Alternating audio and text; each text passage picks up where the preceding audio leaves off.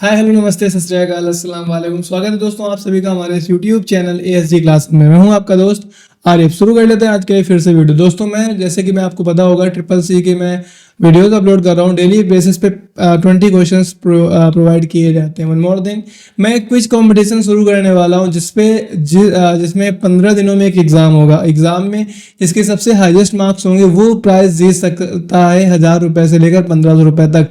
तो देर मत करें, जो भी मैं क्वेश्चन आपको प्रोवाइड कर रहा हूँ इन्हीं में से क्वेश्चंस आएंगे। क्वेश्चंस को तैयार करें। शुरू कर लेते हैं आज का ये वीडियो। दोस्तों मैंने स्टार्ट पे क्लिक कर दिया तो पहला क्वेश्चन आपकी स्क्रीन पर आया है, कंप्यूटर में डिलीट की गई फाइल सबसे पहले कहाँ जाती है? कंप्यूटर में डिलीट की गई फाइल सबसे पहले कहाँ जाती है? पहला ऑप्शन है माय डॉक्यूमेंट, दूसरा ऑप्शन है रिसाइकल बिन, तीसरा ऑप्शन है डेस्कटॉप और चौथा ऑप्शन है डाउनलोड्स। तो आपको बताना है कि इन चारों में से कौन सा विकल्प सही है। ठीक है, मैंने क्लिक किया माय डॉक्यूमेंट पे, गलत है। मैंने क्लिक किया रिसाइकल बिन पे, तो इसका सही विकल्प है रिसाइकल बिन। अगर आपने कंप्यूटर की कोई भी फाइल को डिलीट करी है तो डिलीट होने के बाद वो कंप्यूटर के रिसाइकल बिन में जाता है, क्योंकि कंप्यूटर रिसाइकल बिन को कंप्यूटर का डस्टबिन भी कहते हैं। ठीक है, नेक्स्ट क्वेश्चन आप स्क्रीन पर है, क्वेश्चन नंबर 2। किस ब्राउजर को इंटरनेट एक्सप्लोरर का उत्तराधिकारी माना जाता है? किस ब्राउजर को इंटरनेट एक्सप्लोरर का उत्तराधिकारी माना जाता है? पहला ऑप्शन है फायरफॉक्स, दूसरा है क्रोम, तीसरा है सफारी और चौथा है एज।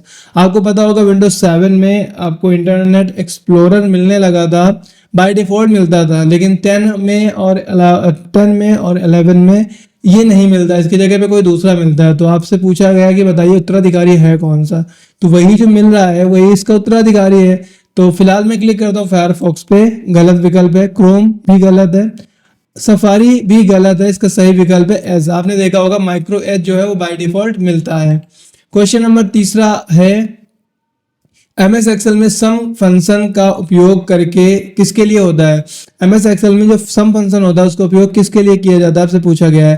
पहला ऑप्शन है संख्या को हटाने के लिए, दूसरा ऑप्शन है संख्या जोड़ने के लिए, तीसरा है संख्या गुणा करने के लिए और चौथा है संख्या विभाजित करने के लिए। वैसे भी सम का यूज किस लिए होता है आप जानते ही होंगे, उसके बावजूद आपके सामने 4 विकल्प हैं। अगर कोई कंफ्यूजन है तो आप इनमें से कोई भी विकल्प चुन सकते हैं। मैंने पहले क्लिक किया संख्या को हटाने के लिए, गलत है। दूसरा विकल्प है संख्या को जोड़ने के लिए, इसका सही विकल्प है संख्या को जोड़ने के लिए। क्वेश्चन नंबर 4 है आपके स्क्रीन पर, Ctrl+P का उपयोग किसके लिए होता है? Ctrl+P एक शॉर्टकट की होती है, तो आपसे पूछा जा रहा है कि इसका जो यूज होता है वो किसके लिए होता है।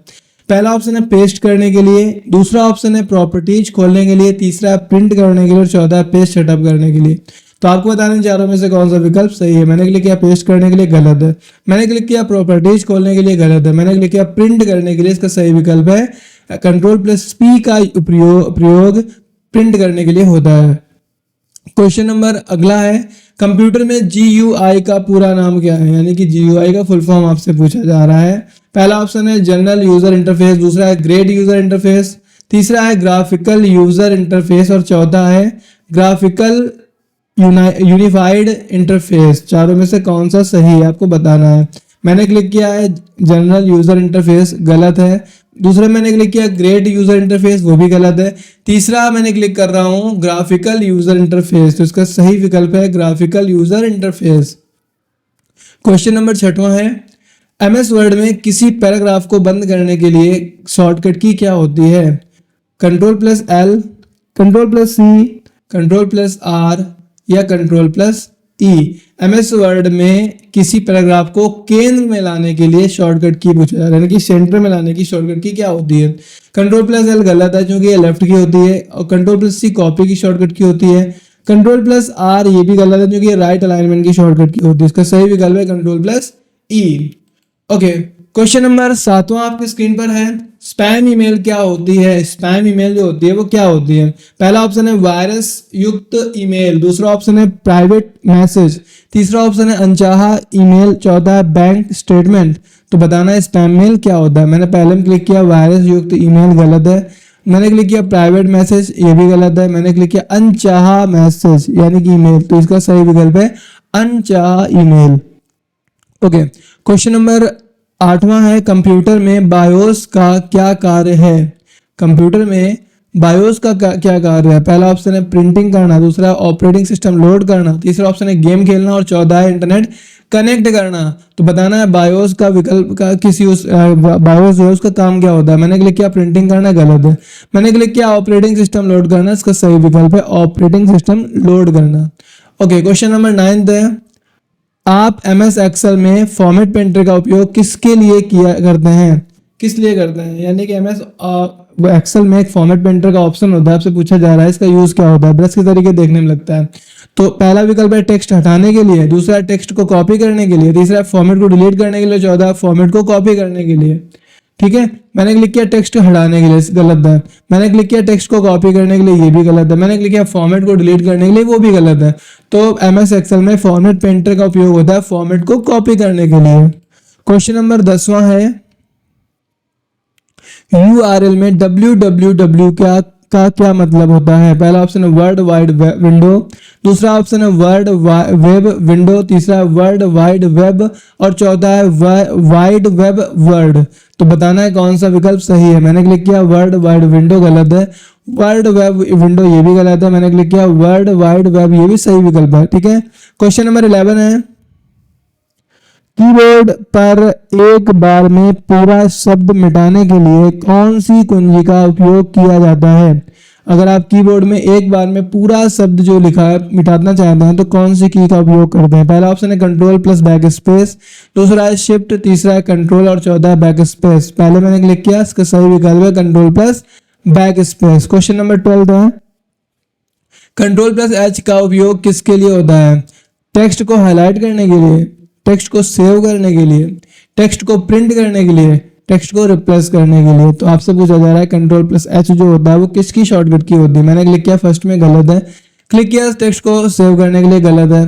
टेक्स्ट को प्रिंट करने के लिए, वो भी गलत है। इसका सही विकल्प है टेक्स्ट को रिप्लेस करने के लिए। रिप्लेस की शॉर्टकट की कंट्रोल प्लस एच और फाइंड की शॉर्टकट की कंट्रोल प्लस एफ होती है, याद रखिएगा इसको। मैंने क्लिक किया क्वेश्चन नंबर 13 आपके स्क्रीन पर है, कंप्यूटर में बूटिंग प्रक्रिया के दौरान कौन सा सॉफ्टवेयर सबसे पहले लोड होता है? कंप्यूटर में बूटिंग प्रक्रिया के दौरान सबसे पहले लोड होने वाला सॉफ्टवेयर कौन सा आपसे पूछा गया है? पहला ऑप्शन है एप्लीकेशन सॉफ्टवेयर, दूसरा ऑपरेटिंग सिस्टम, तीसरा एंटीवायरस और चौथा ऑफिस सूट। मैंने क्लिक किया एप्लीकेशन सॉफ्टवेयर, गलत है।